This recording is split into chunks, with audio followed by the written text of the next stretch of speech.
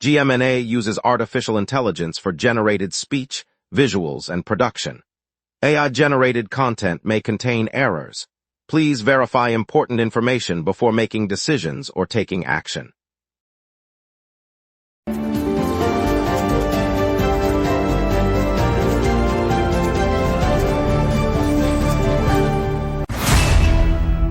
Good morning, Montreal. I'm Lauren Dupuis. Tonight we'll break down Brendan Gallagher's surprise honorary citizenship and his trade request, while housing officials warn over 2,000 families are still searching for homes as July approaches. Expect traffic updates on today's road closures and a look at the Jazz Festival lineup. Over to you, Ryan.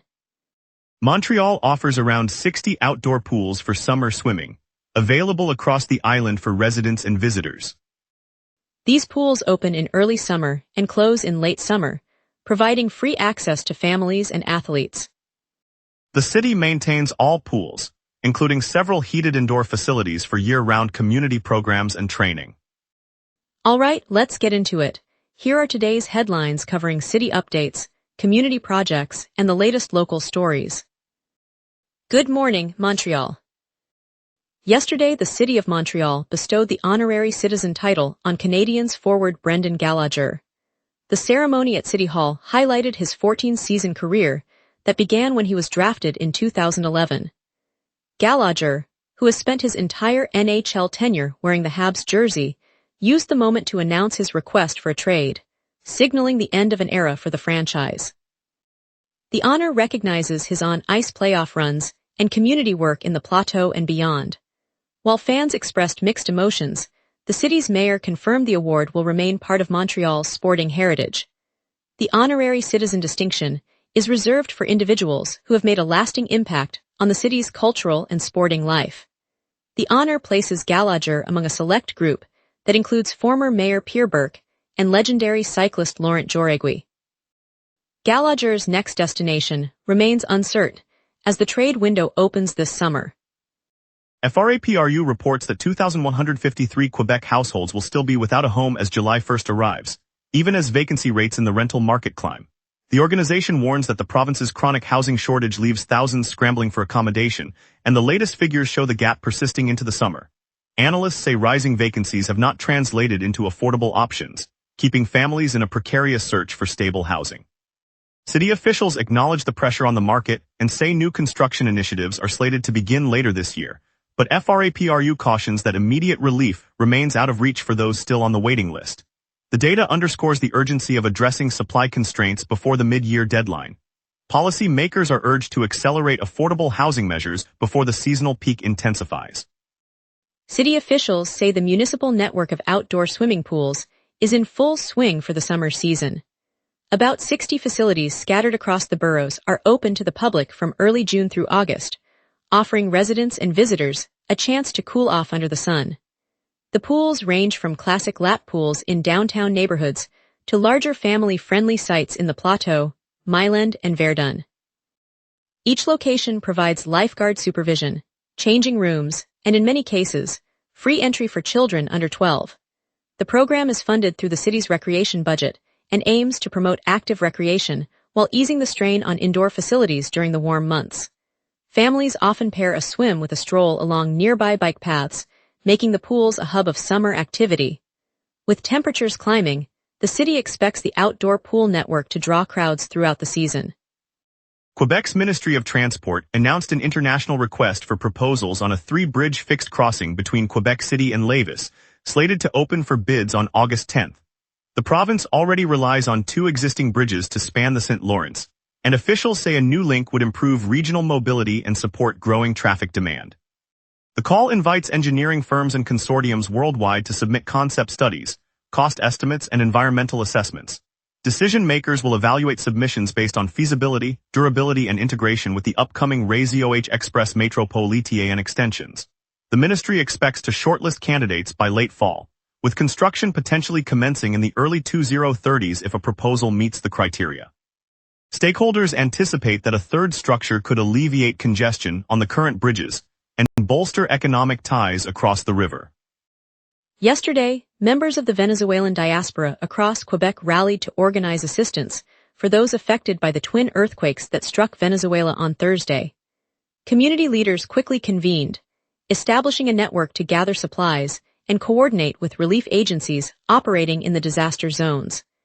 The effort focuses on delivering essential items, such as food, water, medical supplies, and shelter materials to families displaced by the seismic events.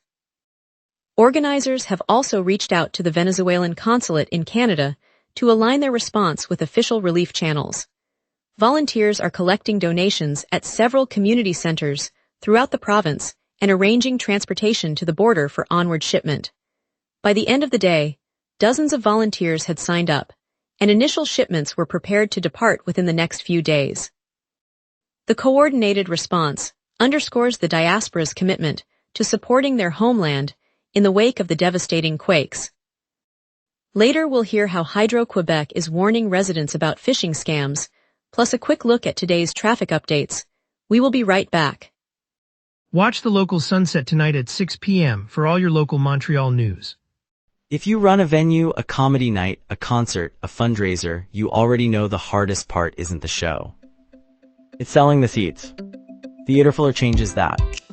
In minutes, you're set up with your own ticketing page, QR code delivery, and a door scanner. No technical headaches. No middleman taking a cut of your night. Your event, your tickets, your revenue. Go to theaterfiller.com and fill every seat. Welcome back, everyone. Here, the latest headlines, then I'll turn it over to Ryan for our local stories and community updates. At 8 this morning, the West Island Aid Fund broke ground on a project that will turn the former post office on St. Laurent Boulevard into a full-scale community hub. The new center aims to address the surge in food insecurity that has been gripping the West Island. Officials say the renovated space will host a grocery pantry, cooking classes, and a daycare drop-in for families struggling to put meals on the table. Construction is slated to finish by next summer, and the fund hopes the hub will become a reliable source of fresh produce and social services for residents who have seen prices climb and assistance shrink. Community leaders praised the initiative as a concrete response to a growing problem, emphasizing that the building's central location makes it easily reachable for neighborhood households. Hydro-Quebec warned yesterday that a wave of fraudulent emails is circulating across the province, pretending to be official messages from the utility. The scams ask recipients to click links or forward money to settle imagined account issues. Officials say the impersonations closely copy Hydro-Quebec's branding, making them hard to spot. The utility urges anyone receiving unexpected payment requests to verify the sender through the official website or by calling the known customer service number before taking any action. Current investigations show the attacks are ongoing, targeting both residential and business customers. Residents are reminded that Hydro-Quebec never asks for personal banking details via email and will not request payment through untracked links. Staying alert could prevent financial loss and protect personal information. If you suspect a message is fake, delete it immediately and report the incident through the utility's online fraud portal. Authorities said a Montreal resident was sentenced to 3 years in prison after a U.S. court found him guilty of operating a deceptive weight loss product scheme. The ruling came on Wednesday, following an earlier conviction this year for the same fraud. Prosecutors noted the scam targeted consumers looking for quick results, leading to a cross-border investigation.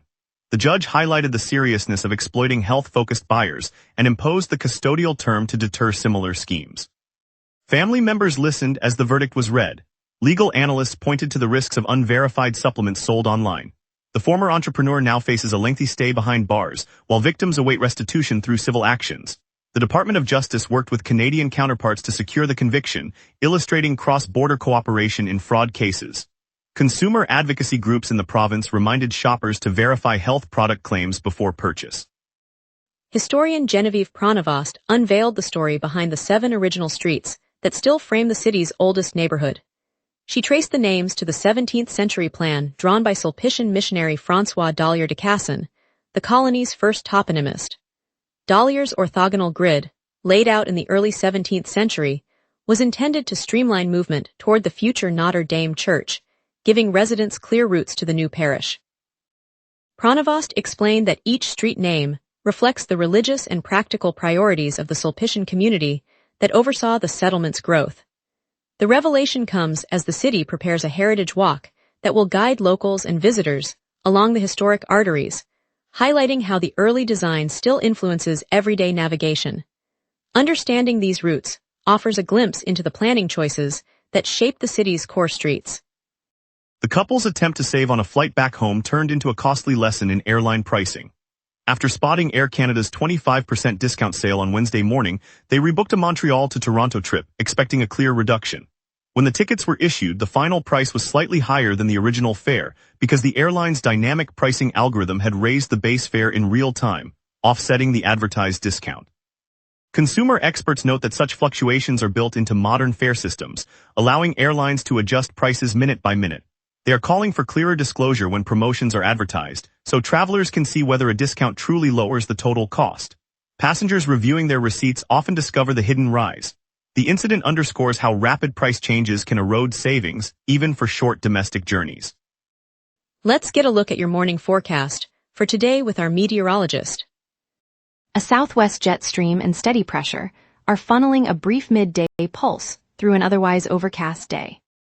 On this date, the all-time high for Montreal sits at 32.5 degrees Celsius, set in 2016 during an intense heat wave that pushed the region well above its usual summer peak. The record low is 9.9 degrees Celsius, recorded in 2018 when an Arctic air mass slipped southward, blanketing the city in an unseasonal chill.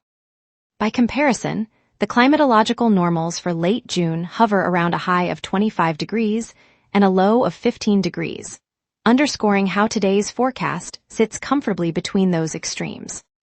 On the radar, the southern Quebec corridor is dotted with a narrow band of moderate echoes marching eastward. The line of rain is advancing at roughly 100 kilometers per hour, steered by the southwest jet that sits just above us. It will brush Montreal at about 1 p.m., peak near 1:15, then dissipate by 2 p.m. as the flow exits into the Atlantic. The rest of the province remains clear. At 7 a.m. Montreal sits under a thick overcast veil, with the temperature lingering at 17 degrees and humidity near 94%. A gentle southeast breeze whispers at 10 kilometers per hour, gusting up to 24, while the pressure remains steady, neither rising nor falling. The jet stream overhead, a swift southwest flow at 62 kilometers per hour, caps the column and prevents any deep ascent, keeping the air stable. As the sun climbs, temperatures will climb to a high of 30 degrees by mid-afternoon, then ease back to 20 as the evening draws near. The UV index registers 4, and wind will top at 19 kilometers per hour from the south, feeling modest. No weather alerts are in force. Friday will see the ridge weaken, allowing a weak frontal boundary to push east. Temperatures dip to a high of 21 degrees and a low of 15, with overcast skies and a 35% chance of rain. Saturday rebounds under sunshine, climbing to 24 degrees at peak and holding a 15-degree low. Clouds remain thick, but no precipitation is expected. Sunday offers a clear break as high pressure builds northward, delivering a high of 26, a low of 17 and mostly clear skies. Monday returns to overcast conditions, matching Saturday's high of 26 and a low of 18. Tuesday repeats the pattern with another overcast day, high 26, low 20, and a 35% rain probability. The week's temperature swing stays within a 10-degree band, with rain confined to 2 mid-week windows. And that's your weather. Remember, the local sunrise is also available as a podcast. Listen anytime on Apple Podcasts or wherever you get your podcasts. Up next, Traffic Snarls, a peek at today's Comedy Legends show, and a look at Le Pain Doré's new bakery. We will be right back. Watch the local sunset tonight at 6 p.m. for all your local Montreal news. Victoria Bridge remains closed for maintenance, forcing all east-west traffic onto the Mercier Bridge detour and adding at least 15 minutes to trips between the island and the South Shore. The Mercier Bridge detour stays in place, with traffic routing through the Louis-Henry Beaudry and Boulevard St. Charles corridors, so expect slower flow there. The Ville Marie and Viger tunnels are also shut for scheduled works, diverting downtown commuters onto Rue St. Laurent and Rue St. Denis, where bottlenecks are building. Camillion Howd Way is fully closed for repaving, pushing northbound drivers onto Rue Notre Dame and Boulevard St. Laurent, creating moderate delays near the Université de Montréal. On the west side, Boulevard Cavendish is a major hindrance, traffic queues are forming near the St. Laurent intersection, adding 5 to 10 minutes to trips toward the Latching Canal. All other major arteries, including Autoroute Quinze and Boulevard St. Laurent, are moving freely. This afternoon, keep an eye on the downtown tunnel closures as they will continue to affect east-west flows. Jazz Festival continues to dominate the city, with the Festival International de Jazz de Montreal filling quartiers des spectacles and venues across town. Free outdoor concerts and ticketed shows run through early July, so you can soak up world-class music while the sun rises over the canal. It's a must-see for any music lover. If you need a laugh before work, head to Deli Planet on de la Gauchetière for Comedy Legends, a high-energy showcase of Montreal's top stand-up talent and surprise guests, playing this afternoon. Cider lovers should swing by Hangar 1825 in Latching Park for Soif de Cider, a 3-day festival of sparkling ciders, cocktails and live music along the canal, perfect for a refreshing weekend sip. Looking ahead, Reverend Horton Heat lands at Theatre Fairmount tomorrow night, delivering psychobilly thrills for anyone craving a high-octane concert before the weekend's St. Vincent show. And now here's Tyler with sports. Montreal soccer takes a hit and hockey history gets made. A tough result for Montreal Roses FC in the NSL's top 2 showdown. Ottawa Rapid came away with a 2-1 victory, according to CBC Sports Soccer. That win pushes first place Ottawa 4 points clear of the second place Roses in the standings. Off the ice and into city history, Montreal Canadiens forward Brendan Gallagher was named an honorary citizen of Montreal at a City Hall ceremony Thursday afternoon. CBC Sports NHL reports the city formally recognized the longtime Canadian with the civic honor. Montreal Canadiens goaltending great Carey Price is headed to the Hockey Hall of Fame. CBC Sports NHL reports Price was elected to the 2026 class alongside Patrice Bergeron, Pekka Rinne, Keith T. Tkachuk, and Cindy Curley, a well-earned honor for one of the franchise's all-time greats. Le Pain Doré opens its second bakery on St. Viateur Street in Milan, bringing the artisanal touch that made the original shop a neighborhood favorite. Known for organic breads and buttery pastries, the bakery has added 20 new jobs and expanded its menu to include tarts, gluten-free loaves, and a small cafe for locals to linger. It sources flour from nearby grain cooperatives, and the opening has already sparked a buzz among cyclists and students who stop for coffee before work.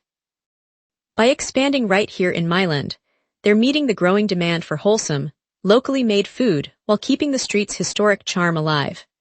For many Montrealers, Le Pain Doré feels like a warm welcome home, reminding us that the city's culinary soul thrives when small businesses grow together. And don't miss our story as Le Pain Doré opens its second Milan bakery, spreading fresh smiles across the neighborhood. Coming up tonight at 6, the local sunset. Your neighborhood, your city, your news. From City Hall decisions to the stories happening right on your street, we cover what matters most to Montrealers. Join us tonight at 6 p.m. on GMna for the local Sunset Montreal's evening newscast. In the heart of the plateau, the Theatre du Milan filled with the scent of croissants and the low hum of chatter as the cast of the new parody musical Heated Rivalry prepared for their Montreal debut. The troupe, fresh from a sold-out run in Toronto, brought 30 actors, musicians, and designers, all eager to share a tribute to a beloved Canadian television series with local fans. One vivid moment captured the audience's imagination. As the opening number swelled, a chorus of neighborhood children in bright scarves joined the onstage singers, their tiny voices echoing through the historic hall and turning a witty satire into a communal celebration. The laughter that followed the clever lyric about a hockey rivalry reminded everyone that humor can bridge neighborhoods and generations. When the final curtain fell, the cast gathered in the lobby, sharing embraces with audience members who had traveled from Milan to the village. The evening reminded us that a shared story, even a playful parody, can knit a city tighter. And that's a reminder that the best mornings begin with a little laughter and a lot of community. Inside the Bell Center, the echo of sneakers on polished wood mingled with the low hum of the morning crowd as the doors opened for a historic 3-on-3 basketball tryout.